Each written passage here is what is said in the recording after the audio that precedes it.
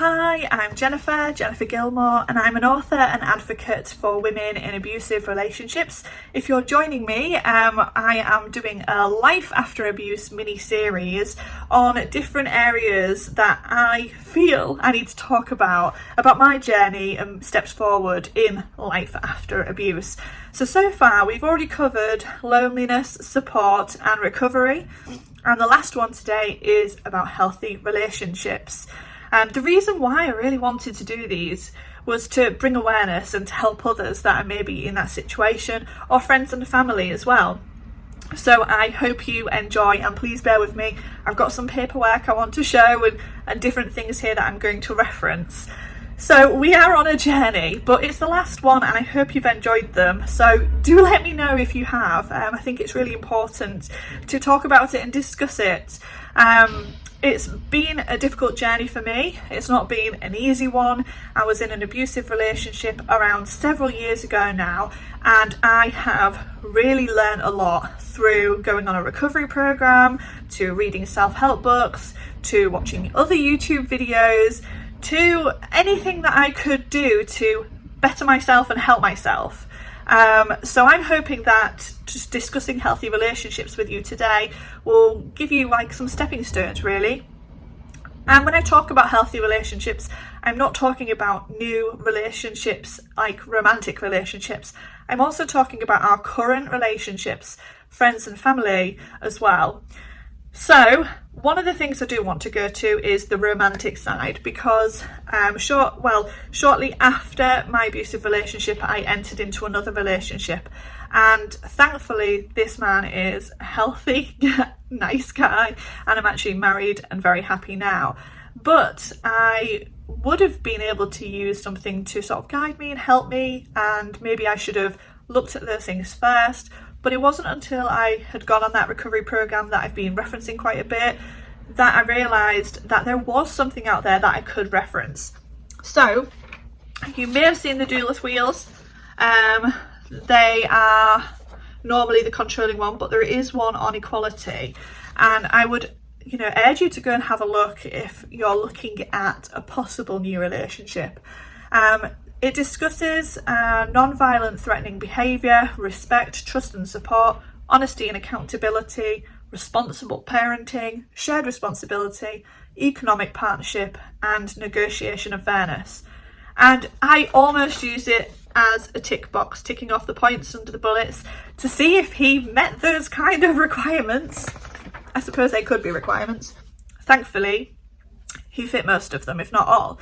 So I'm very, very lucky to have that, and some of the areas we actually discussed together.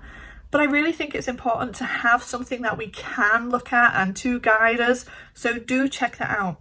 It's really difficult to struggle through certain things, and if I go back to the beginning part of our relationship, it was really difficult to trust him, and he was certainly on a journey with me in my recovery as well. So for my trust element with him, it's only been about a year and a half where I could say like 99.9% or 100% that I now trust him. And it was all because of a huge change in our lives, a family event, and he stuck by me and I just couldn't believe it, and so thankful for his support. And actually, even though it was such a bad thing that happened, it brought so much good as well, because it really showed me that how much he loved me and how much he cares and how much he wants to be with me, and that he would never do anything bad to me. We've been together 6 years, so that's quite a long time. So about 5 years, 4.5, 5 years. That's quite a long time, in my opinion, to get to that point of being able to trust. But it's a work in progress. So if you do feel like that, don't worry. There will be a point in time that you may get to that, yes, I do trust that person. So don't worry. He was there with me when I was paranoid, when I was stressed, all the stuff with, my ex, and it was really important for him to come on board and share his thoughts as well. So a few years ago I wrote a Huffington Post article on learning to love and trust again. You can find it via my website if you want to read the full thing on jennifergilmour.com. But I asked Rob, my husband, what are the things that we can come up together to help other partners that are supporting. And so he came up with these points with me. Number one is to listen. And listening doesn't just mean being there and soaking it in. It means actively listening, responding appropriately. But most importantly, not to try and give advice. Number two, try to understand and don't make the other person feel unusual. So I guess for here, I just want to make sure I don't go over something. I guess for this point, what we're saying is try to understand, but you're not going to understand. So when you're in those conversations and people might say, oh yeah, I totally get it. This is what I went through. I can relate to it. We're not talking about that. We're talking about trying to put ourselves in that position, but not taking it away from that person. Number three is keep calm. It's going to take time and most likely months, if not years. And I think that was an area that he really did well with. But there were times where he was so frustrated because I had this tunnel vision and he could see the bigger picture. And it's so difficult to kind of achieve the look out of everything else and out of that situation. Number four, actions speak louder than words.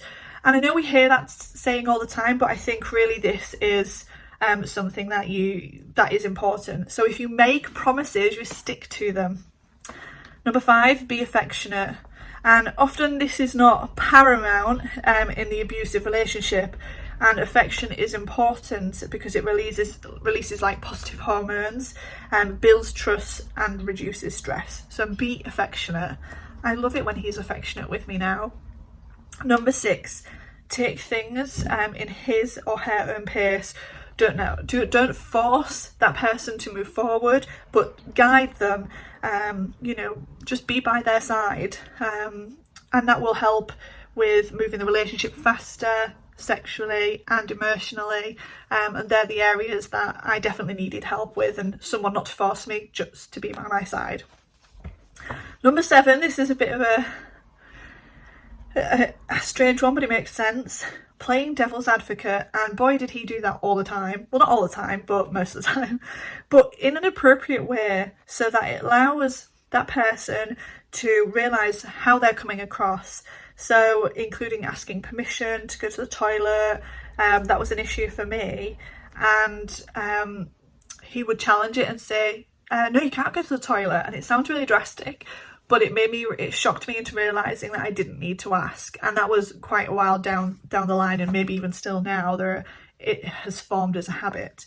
So just to go over the steps again: listen, try to understand, keep calm, actions speak louder than words, and be affectionate. Take things in his or her own pace, and playing devil's advocate. I think all of those will help somebody in a healthy relationship that is going into that relationship supporting somebody who's coming out of an abusive relationship or has been in one prior. I want to offer hope here in this next moment, is offer hope that you can find healthy relationships. And I want to read out of Clipped Wings, because this is a poem that I wrote for my husband. It's called Learning to Love Again. I never thought that I would find someone who loves me back and is always kind. For I was lost and you found me. You broke me free from what bound me. You helped me learn to love again, to trust and open up and have no shame. You're my hero and knight, and now I want you to know that you don't need to fight. You don't need to hold me up when I feel so much pain, because now we hold each other's hands, and through this turmoil we have gained a love that is so strong, unbreakable and pure, one that can stand tall, be united to endure. Thank you from the bottom of my heart, and thank you for showing me that I could have a new start. And that is something that I really honestly think is that we can have those new starts. I want to go just quickly, I know I'm going over time here, but over healthy relationships with friends and family as well. So after learning about abusive behaviours and different personality tendencies, I recognised that there are relatives and family, friends that were maybe unhealthy relationships. It's actually taken me years to let go of them, to make a choice whether I'm going to see them. Can I put boundaries in place? Can I be in control of the situation to protect myself? And they're the kind of people where, you know, you get a phone call and you look at the phone and you go, oh God, I really don't want to answer this phone. If I don't answer, they're going to come round to the house. I know if I answer, they're going to put me on a downer. Like, they really drain your energy. Every time you see them, it like knocks you to six for the day. You just cannot see past it. Everything comes up all the time. And so it has taken me so long, but we are allowed to give ourselves permission, like I've talked about previously, about who we are friends with, who we're in contact with. If we want to set a boundary, then that person should be able to respect that boundary. And so that's what I want to talk about in Hot Hole, is unhealthy relationships. Looking at romance and looking at our relationships in general, we are able to decide. So at this point, I want to thank you for watching the last in the series of the Life After Abuse. We've covered loneliness, support, recovery, and healthy relationships, and I'm hoping that some of it has helped you in some way, or given you an action point to go and research or go and put something into place. I would really like to know if it has helped you, so do let me know. And just to sort of point a way forward, I did mention Clipped Wings before. Clipped Wings is a collation of survivor stories of those who have been in abusive relationships. So please do check that out, and check out #AbuseTalk, which is a weekly Twitter chat, and we discuss all different areas of domestic abuse. That's what I want to say. That sums it all up in a package. I want to carry on talking because I don't want it to come to an end, but it has to. So if you want to keep on looking and watching videos, you can check me out at jennifergilmour.com. But it's a final goodbye now, and I will leave it with Together We Are Louder. Thank you.